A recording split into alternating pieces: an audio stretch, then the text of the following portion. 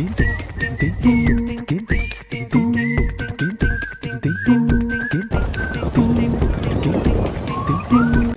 Morning everyone, welcome back to my new blog. तर आज आपण आपल्या न्यू पॉइंटला आलेलो आहे, जे आहे मांडवी बीच। हा रत्नागिरीमध्येच येतो आणि या बीचला गेटवे ऑफ रत्नागिरी असे पण म्हणतात।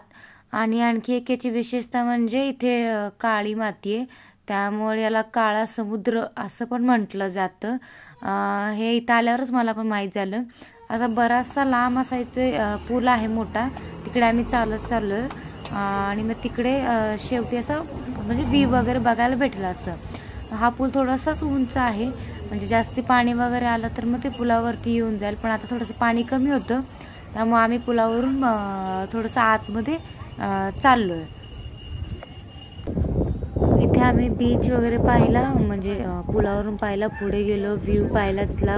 तिथे फोटो खूप छान येत होते, मस्त मस्त असे फोटो क्लिक केले आणि मग आम्ही त्याच्यानंतर म्हणजे लगेच रिटर्न निघालो, कारण की आम्हाला पुढे पण जायचं होतं आणि ऊन खूप होतं, त्यामुळे विहानला पण उन्हात नको वाटत होतं, म्हणून आम्ही पुढे गेलो। तर पुढे आम्ही गेलो होतो एका किल्ल्याकडे।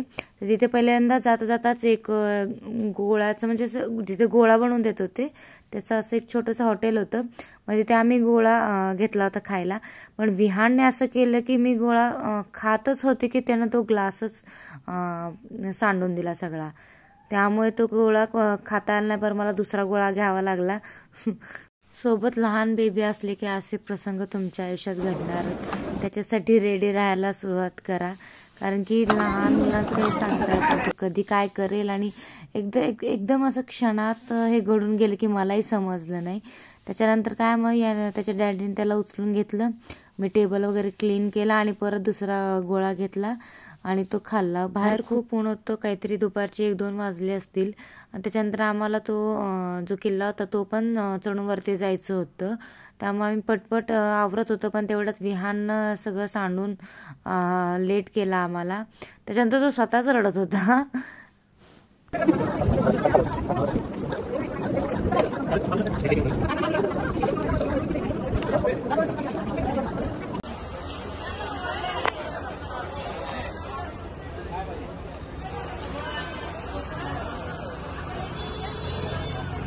आता आपण नेक्स्ट पॉइंट रत्नागिरीचा आलेला आहे, रत्नदुर्ग किल्ला, याला बालेकिल्ला असं पण म्हणतात।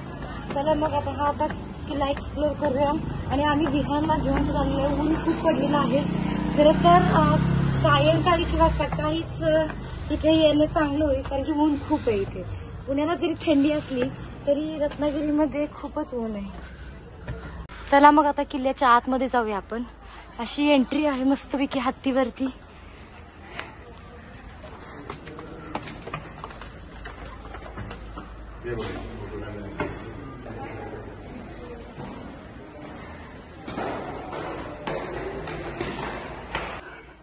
आणि इथे भगवती देवीचं मंदिर पण आहे, पहिले आम्ही तिथे जाणार आहोत मग किल्ल्यावरती जाणार आहे।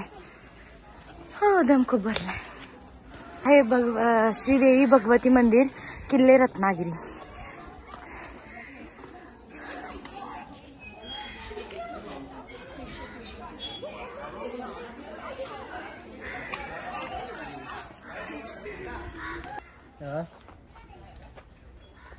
आणि आता आम्ही निघालेलो आहे किल्ले रत्नागिरीकडे।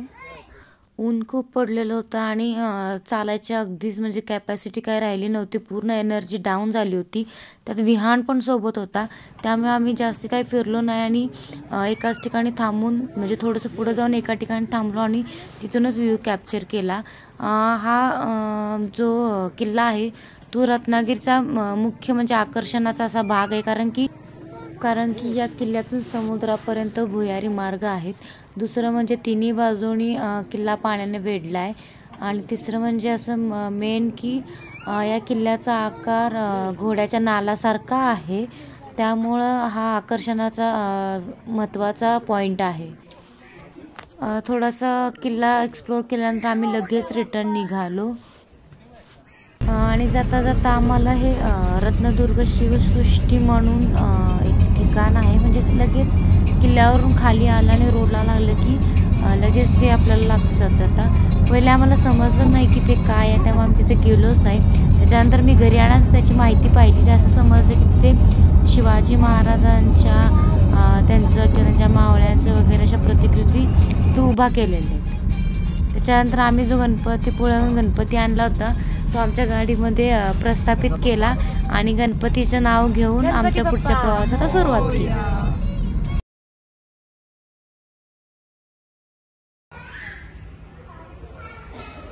आम्ही इथे विष्णुलीला म्हणून हॉटेल आहे दापोलीला ऑन द वे, तिथे थांबलो होतो. मस्तपैकी ब्रेकफास्ट वगैरे केला.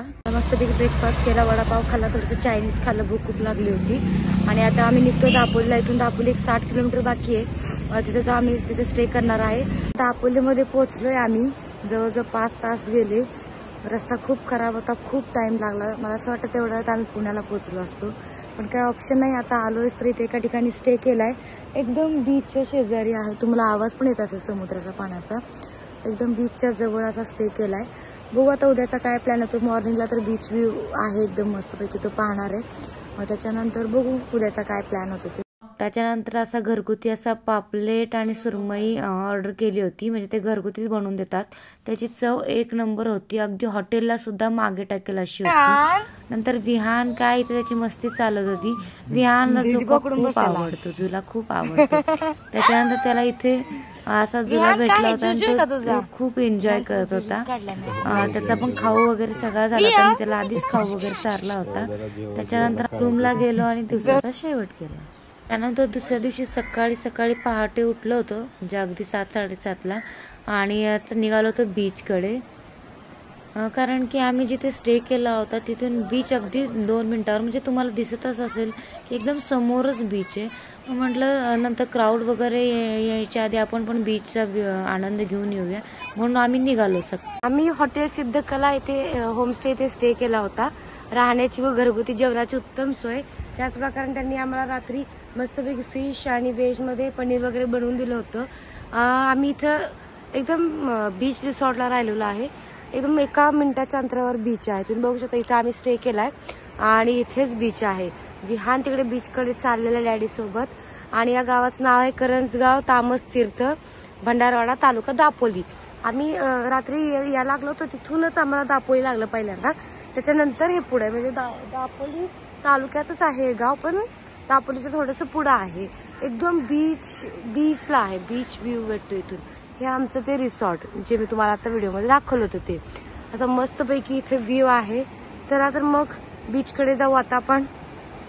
सकाळी उठलो, फक्त ब्रश केला आणि म्हटलं मॉर्निंगला बीच फिरून यावा म्हणून निघालोय आम्ही. रात्री खूप लेट झाला होता, त्यामुळे रात्रीचा जेवणाचा ब्लॉग काही मला रेकॉर्ड करता आला नाही. रात्री खूप ट्रॅव्हलिंग झालं, त्यामुळे दमून गेलो होतो. त्यामुळे पटकन झोपून गेलो. फिश खाल्ले, पॉपलेट खाल्ला आणि सुरमई खाल्ली. छान बनवलं त्यांनी. मला हॉटेलपेक्षा जे घरगुती असतात बनवून देतात तेच खूप आवडतं. काल आम्ही आमंत्रण हॉटेलला परवा दिवशी खाल्लं होतं, मी तुम्हाला सांगितलं होतं रत्नागिरीमध्ये. पण तिथला रिव्ह्यू काही फारसा चांगला नाहीये. म्हणजे पहिली गोष्ट ते खूप कॉस्टली होतं. ठीक आहे, कॉस्टली असेल तरी चालेल, पण त्याची जी चव होती ती तेवढी चांगली नव्हती. सेकंड थिंग की ते म्हणजे त्याची क्वांटिटी पण अशी व्यवस्थित नव्हती. जे आयटम आपल्याला जास्त आवडत नाही ते आयटम जास्त आणि जे आवडतं ते कमी, अशा पद्धतीने. त्यामुळं माझा रिव्ह्यू काही फारसा चांगला नाही आमंत्रणबद्दल.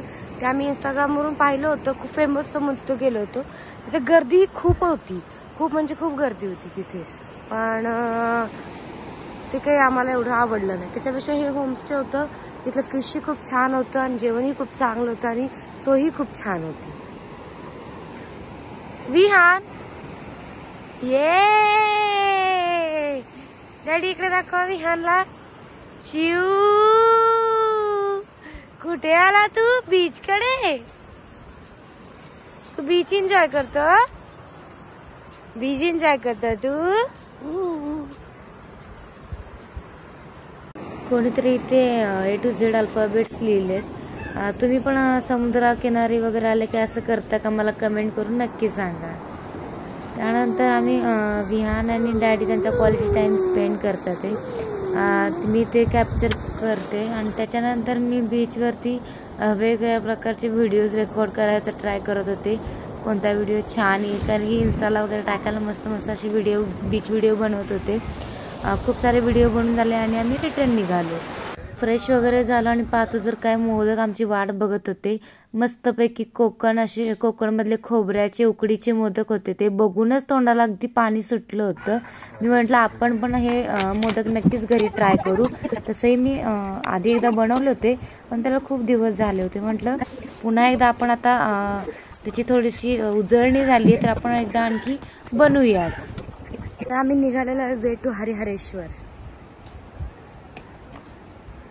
चलो चलो सामान पॅक करो. तू डिकीत बसतो. विहानला बसवा डिक्की मध्ये. विहानला खूप झोप आली, आता विहान झोपणार आहे.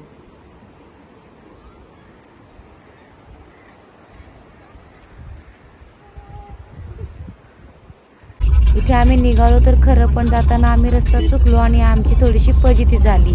आम्ही हरिहरेश्वरला तर गेलोच नाही. आम्ही पोचलो ते डायरेक्ट दिव्यागरलाच. मग असं दिव्यागरला गेलो, थोडासा वेळ तिथे अगदी सनसेटला पोचलो. थोडा वेळ बीच एन्जॉय केला म्हणजे सनसेट एन्जॉय केला. निवांत जाऊन बीचवरती बसलो. विहानला काहीतरी वेगळं असं एन्जॉय करायचं होतं म्हणून मी ते घोडागाडी होती त्याच्यामध्ये एक राऊंड मारून आलो. कारण की आता आलोयच तर म्हटलं तेवढंच काहीतरी एन्जॉय करावं. आम्ही बाकी बीच ॲक्टिव्हिटी वगैरे करण्यासाठी आलो होतो, पण ते तर काही केलंच नाही आणि डिरेक्ट पुण्याचा रस्ता धरला. मग असं काय झालं की आम्ही डिरेक्ट पुण्याला निघालो. हे पाहण्यासाठी पुढचा ब्लॉग नक्की बघा आणि बेल आयकॉनवरती प्रेस करून चॅनलला सबस्क्राईब करा. थँक्यू.